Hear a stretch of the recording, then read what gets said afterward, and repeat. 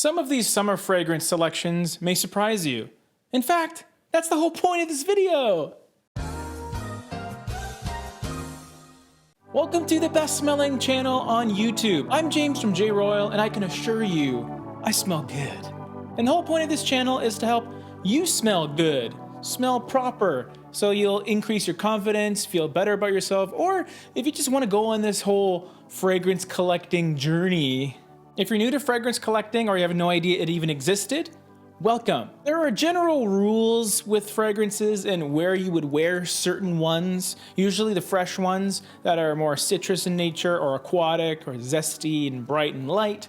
They're better in the warmth because in the warmth, you sweat, which pushes your fragrance out and makes it sweeter, it makes it more obnoxious. Now the 6 fragrances that I'm going to talk about today don't really have a ton of those typical summery fragrance notes, but I wear them, and I've been wearing them this summer pretty regularly with great success. Great success! These are my 6 surprising summer fragrances.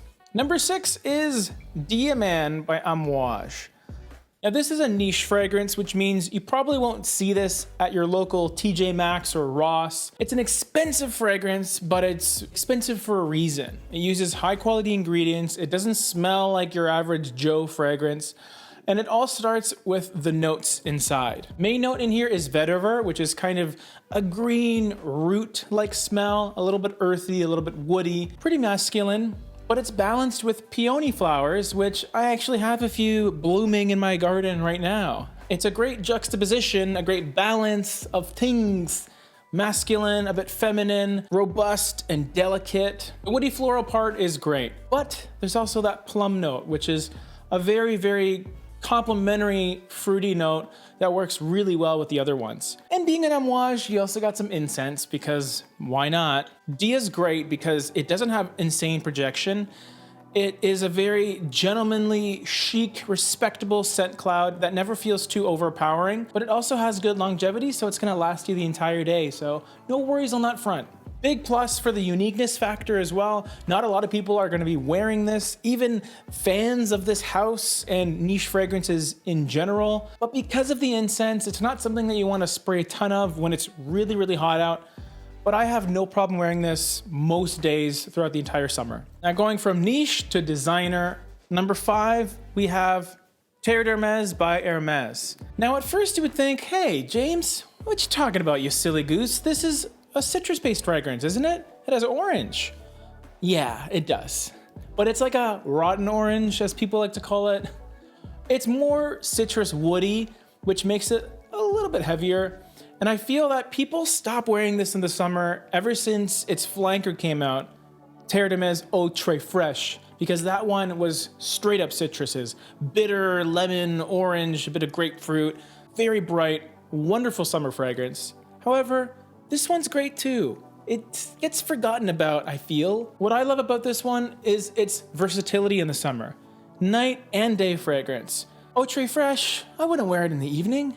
Not a chance. I'd reach for this guy. The only people I wouldn't recommend this to are the weirdos that don't think it smells good. Then don't wear it in the summer or whenever else. But if you like the fragrance and you have it, wear it in the summer. Number 4 on this list is a cologne. Oof. And it's called Sublime Leather by Parfums Vintage. Now most of the fragrances these guys make are about Aventus, and they're all really good for the summer. But I wanted to pick something outside of that scope. There's no pineapple in here whatsoever. And the reason I wanted to feature Sublime Leather is because you wouldn't think you would be able to wear this in the heat at all. It's completely cold weather, winter fragrance. And it even has the black cap, which usually determines that it's a darker fragrance with these lines. But hear me out. I wear this in the summer. I also wear it in the fall, in the spring, and sometimes in the winter, but you can wear this in the summer. And the reason for that is it's a clone of Mimo Irish leather. And ever since I wore Irish leather for the first time, it was reminiscent of a leather-based green Irish tweed. They don't have crazy similar notes at all, It's really about juniper berries, leather, and mate, which kind of looks like it would be a clove or a cinnamon type of smell based on the little Fragrantica icon, but it's not. It's green, it's aromatic, a little bit earthy, pretty earthy actually, but it almost has a eucalyptus type of feel to it, which is refreshing by all means. Although this isn't a beach fragrance, far from it. You don't want to wear this when it's completely disgusting outside, but just 1 or 2 sprays and it'll linger really nicely, especially if you like leather fragrances. If you would wear some of the darker Aqua de Parma fragrances like leather or even Cologne Club, this is sort of in that wheelhouse as well. Now, of course, you could also go for the original Mimo Irish leather, but I don't have it. I have this one, so I wear this one. Just a word of caution, the leather is pretty prominent right off the top. It needs a bit of time to settle down like some other clones out there, but it's well worth the wait for me. Thanks for the freebie, Parfums Vintage, thank you. Now, speaking of Aqua de Parma, I felt it was necessary to mention one of their fragrances that I think is an amazing summer fragrance. When it was first released, it was slaughtered because everyone thought, oh no, Aqua de Parma, you're going down the direction of all the other fragrance houses, making those basic bro frags. But now I think people are starting to realize how good it is. No, I'm not talking about Cologne, Oud, or leather. I own them both, I love them both. But for this list, I wanted to showcase Quercia, Aqua de Parma Quercia, which is Italian for oak, mighty oak or oak tree. If you don't know this brown line of Aqua de Parma fragrances, it's the ingredient line and it usually features one predominant note that tends to be a little towards the darker side. So yes, this is a woody fragrance, but the oak in here isn't so much just wood, it's oak moss. It has a bit of cedar, especially in the dry down, which also is accompanied by a beautiful cardamom. It's amazing dry down, love it so much. But what makes it summery is the opening and middle. It has that citrus kick, it has a bit of bergamot, it has some geranium, and I love its unique factor too. There aren't a lot of these basic bro fragrances that this gets labeled as that smells like it, especially when it dries down. This one really surprises you as it develops. I wore this on a bike ride today and for some reason, I just forgot what I put on this morning and I was just catching these whiffs. I'm like, oh my God, I gotta remember what I put on because it smells so good. Slight disclaimer, this has been re-released in a much darker bottle with a different label as well. I hear mixed things about that one. Some people will say, oh, they ruined it, the oak moss is gone, it is just completely stripped down. But then others say, no, it's actually quite similar, even better in some cases, a little more elevated, a little easier to wear. So it sounds like it's in a good place, but if you get the original, you won't be disappointed if you have a similar taste to me. The number 2 fragrance I want to talk about is a cheapie. I know I've talked about some pricey fragrances, but I have something that is completely unexpected, I think. It was made to be a stronger, colder variation of the first release by this singer. It is Shawn Mendes' Signature 2.